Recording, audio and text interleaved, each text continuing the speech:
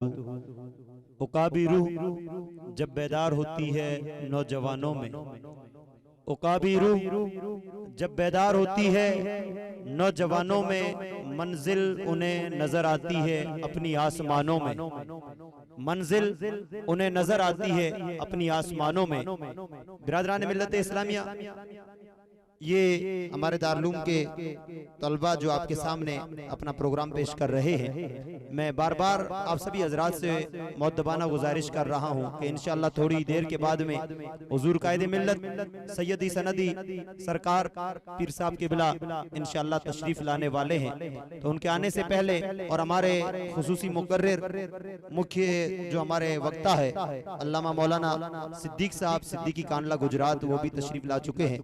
उनके आने से पहले हमें हमारा पूरा पिंडाल एकदम भरना है और जिंदा दिली का सबूत देना है, वरना आप और हम सभी जानते हैं कि आज हालात क्या है। ये हमारे जो जलसे, एक जलसों का मैं सिर्फ आपको सबक बता रहा हूँ कि ये जलसे हैं, जलसों का मकसद क्या होता है, जलसों का रीजन क्या है, जलसों का सबब क्या है, ये जलसे क्यों किए जाते हैं, वजह क्या है।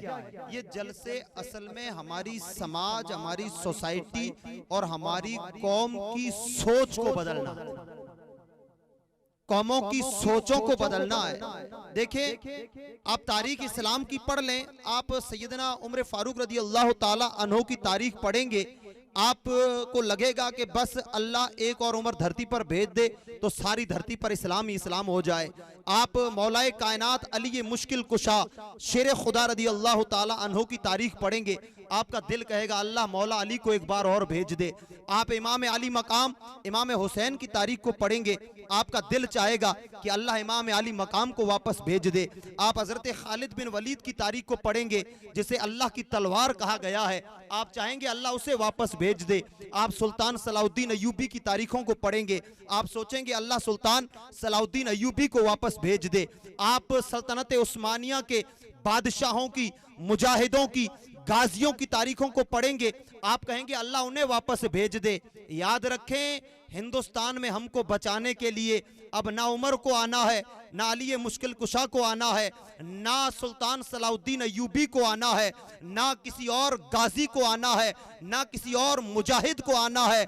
अगर आना है और बचना है और खड़ा होना है तो सिर्फ हमें ही खड़ा होना होगा। और इन जलसों का मकसद और इनका असल रीजन ये होता है कि इस कौम की सोच को बदला जाए। कि आज देख रहे हैं आप कि बेगुनाह मुसलमानों को जला दिया जाता है, काट दिया जाता है, जिंदा मार पीट करके गाड़ियों के अंदर जला करके खत्म कर दिया जाता है। लेकिन बुज़दिली हमारे अंदर इतनी समा गई है, इतने बुज़दिल मुसलमान को बना दिया गया है, इतना कमजोर बना दिया गया है कि मुसलमान अपने हक की आवाज नहीं उठा सकता है, मुसलमान अपने हुकूकों की, अपने अधिकार की, अपने राइट्स की आवाज को बुलंद तक नहीं कर सकता है। इस बुज़दिली को खत्म करने के लिए, इस सोच को मिटा करके हर मुसलमान की सोच को गाजी बनाने के लिए, मुजाहिद बनाने के लिए और घर घर में एक सुल्तान सलाउद्दीन अय्यूबी बनाने के लिए ये जलसे सजाए जाते हैं। और हुजूर कायदे मिल्लत पीर साहब क़िबला की जिंदगी को देखे कि सिर्फ यूं जलसों में आए, आप गांव वाले कोई दावत कर दें, दावत खा ली, सुभान अल्लाह दुआ है मेरी तुम्हारे लिए, यूं करके चले गए। मकसद ये नहीं है, हर घर के अंदर एक सुल्तान सलाउद्दीन अय्यूबी बनाना है। पीर साहब क़िबला किसी को नेता नहीं बनाना चाहते हैं। पीर साहब क़िबला चाहते हैं कि नेता लोग तो वोटों के जरिए बिकते हैं, पैसों के जरिए बिकते हैं, लेकिन तुम्हारी औलादों को यूनिवर्सिटी के अंदर डाला जाए, तुम्हारा बच्चा किसी नेता का चमचा ना बने बल्कि यूनिवर्सिटी में जाए, IPS बने। आज जो तुम्हें जिंदा जला रहे हैं, अगर तुम्हारा बेटा जिला कलेक्टर बन गया तो जलाने वाले खुदा की कसम तुम्हारे बच्चों के पांव चूमते हुए नजर आएंगे। इंसान की सोचों को बदलने के लिए, अरे मुसलमान तो वो मुसलमान था, आधी रोटी खाई, जिंदगी भर भूखा रहा, लेकिन अपने बच्चों को इतना तरक्की याफ्ता बनाया, इतना तरक्की याफ्ता बनाया कि दुनिया को अपने कदमों में झुका दिया। आज सारा कुछ खा करके, सब कुछ करके भी अपनी सोच ना बदल सके और समाज में एक काबिल बच्चा ना पैदा कर सके, एक काबिल बच्चे को तैयार ना कर सके जो कौम, सोसाइटी और समाज की आवाज को इतना बुलंद करे कि सारी पार्टीज आकर के मुसलमानों के कदमों में झुक जाए।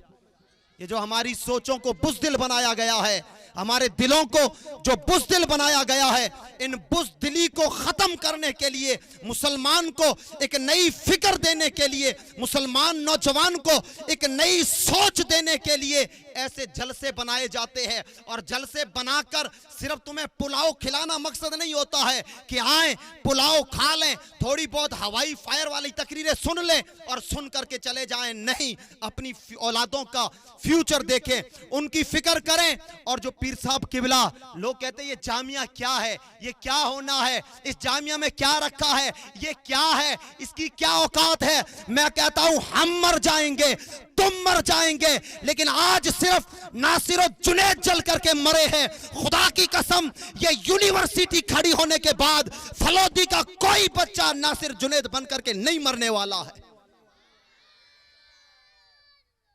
कोई नासिर और जुनैद की तरह जल करके नहीं मरने वाले हैं।